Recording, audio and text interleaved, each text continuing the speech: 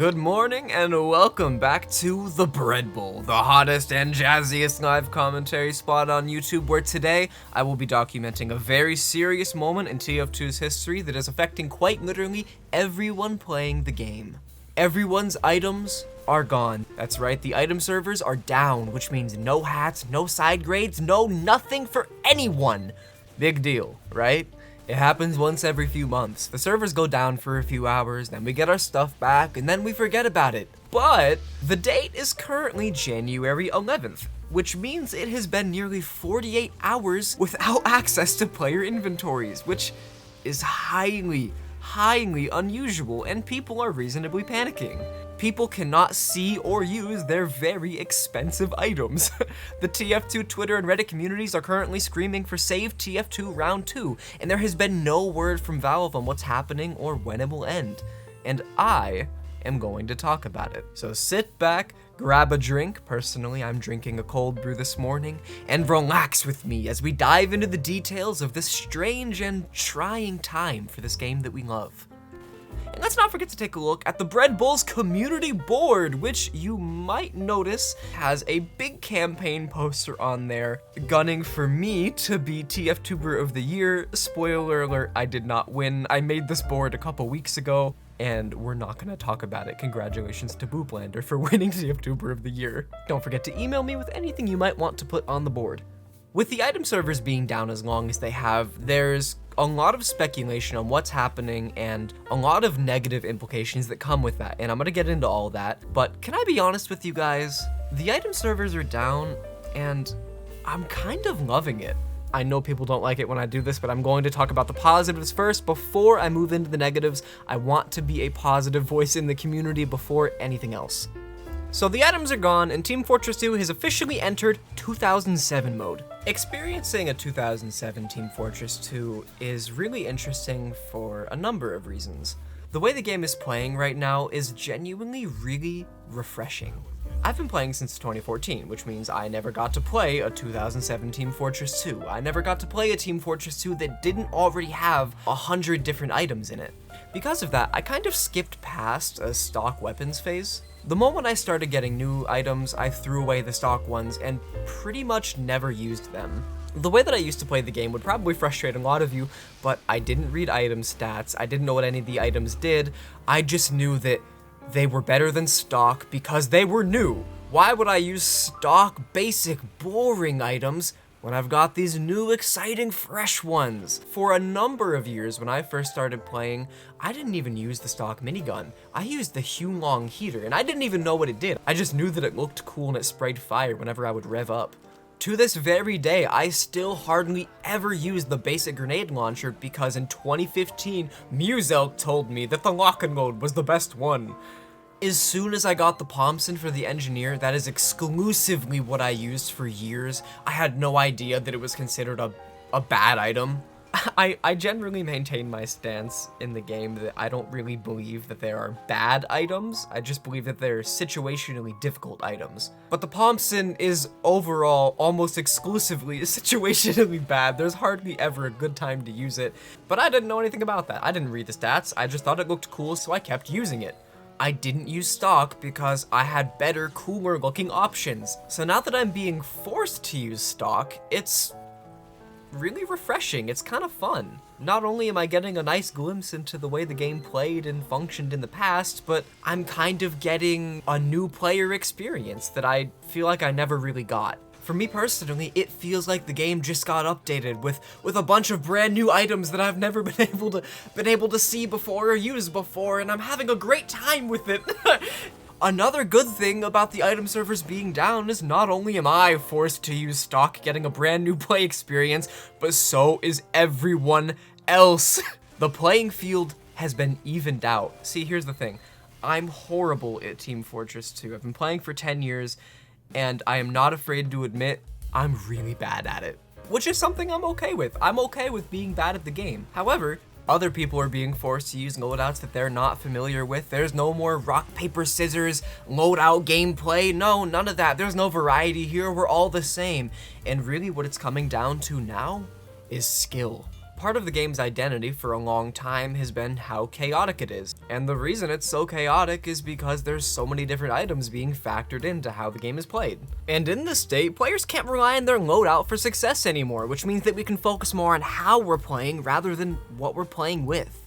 I have never been less scared of spies in my entire life. When I erase one from the playing field, I don't have to worry that he's gonna be back in 30 seconds because of a dead ringer. Because, hey, guess what? There is no dead ringer. When I'm running around as a scout, I don't have to be scared that I'm going to be erased by a single direct hit rocket because, hey, guess what? There is no direct hit. The game now moves at a snail's pace because all the items that gave extra movement opportunities to different classes are gone.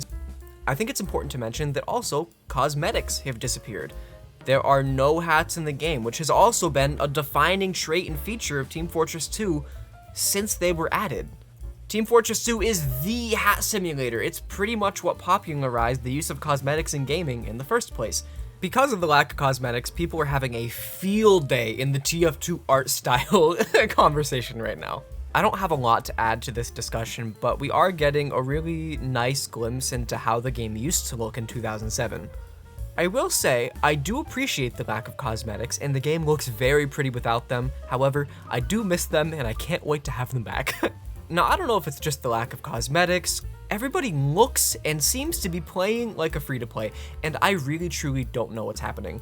I have a couple theories as to why people seem to be more free-to-play without their items. My first theory is that I am simply just perceiving everybody is a free-to-play, and nobody is actually acting like one. I see no items, no cosmetics, free-to-play. That means you're bad at the game. Or, theory number 2, people are being forced into loadouts that they aren't familiar with, being forced to play in ways they haven't either in a long time or at all before, and they don't know how to cope with it. Or it's a combination of the two. Either way, people are using some of the dumbest strategies I have ever seen in years. And as a side effect of that, it's making me feel really good at the game for the first time in a very long time. The game is simpler, the game is easier, the game looks just a little bit prettier, it's less chaotic. I really am happy with it, but I think it's time that we got around to talking about the downsides to the item servers being down, because as much as I like it, this isn't a good thing, and this really shouldn't be happening. For the item servers to go down for an hour or two every few months is really no big deal. It happens. Maintenance needs to be made on the servers, sometimes things happen, whatever. It's okay. A couple hours with no items is fine. But we are on day 2 now with no acknowledgement or no end in sight, and people are reasonably and fairly upset about it. Everything that I like about the game being reverted back to a simpler time, not everybody is going to like, which is super fair and valid.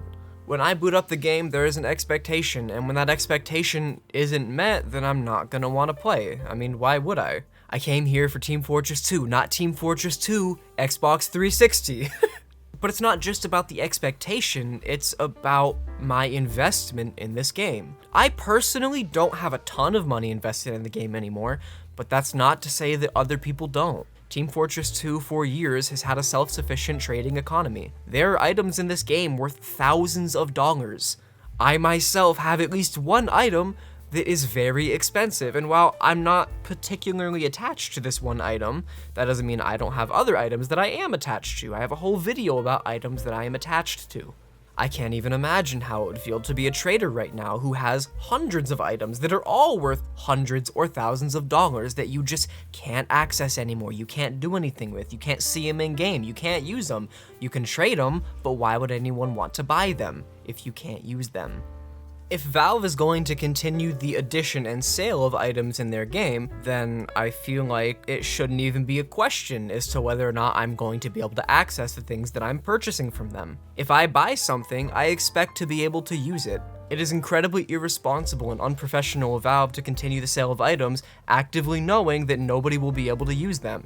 And believe me, they know about it. Valve has not directly acknowledged the absence of items, but you don't just collapse the biggest gaming economy on the internet and not know about it. The biggest and scariest part about this is that nobody knows what's going on. I could sit here if I wanted to and make assumptions about the situation, like I'm sure that the servers will be back up soon. However, what's currently happening is unprecedented, and nobody seems to know when they'll be back up. As much fun as I'm having with the game right now, I'm not going to be having fun with this forever. I'm going to want my things back. I should reasonably expect at least an announcement of what's happening and when they're going to fix it or how they plan to fix it. And the community is responding very appropriately about this. People are taking to Twitter, people are taking to Reddit, calling for Save TF2 Round 2. Now, I'm going to be incredibly honest here. As much as I appreciated and supported the original Save TF2 movement, I don't really see a second one helping anything.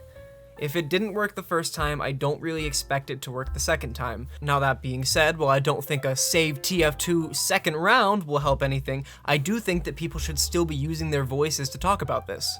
My hope is that more creators make videos about it. My hope is that people continue to tweet about it. My hope is that gaming news outlets will pick this up, because the lack of acknowledgement from Valve is completely and utterly not okay. I don't believe the game is in danger, I don't think the game is dying, and I don't think that Valve is just gonna let this go on forever.